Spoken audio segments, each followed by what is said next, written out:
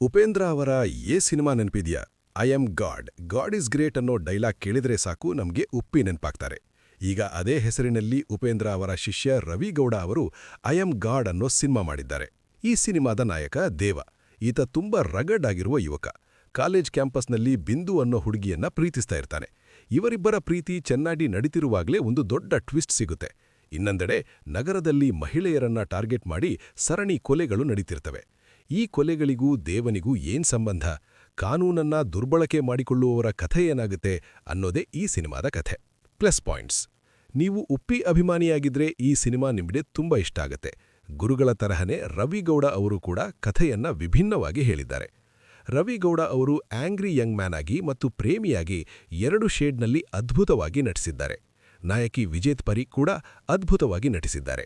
ಇನ್ನು ರವಿಶಂಕರ್ ಅವರ police officer ಪಾತ್ರಕ್ಕಂತೂ ಶಿಳ್ಳೆ ಹೊಡೆಯಲೇಬೇಕು. Ajaneesh Lokanath ಅವರ ಮ್ಯೂಸಿಕ್ ಸಿನಿಮಾಗೆ ದೊಡ್ಡ ಪ್ಲಸ್. ಕ್ಯಾಮರಾ ಕೆಲಸ ಕೂಡ ಅಚ್ಚುಕಟ್ಟಾಗಿದೆ. ಸುಳ್ಳು ಕೇಸ್ ಹಾಕಿ ಅಮಾಯಕರನ್ನ ಸಿಲುಕಿಸುವವರ ಬಗ್ಗೆ ಒಂದು ಗಂಭೀರವಾದ ಮೆಸೇಜ್ ಇಲ್ಲಿದೆ.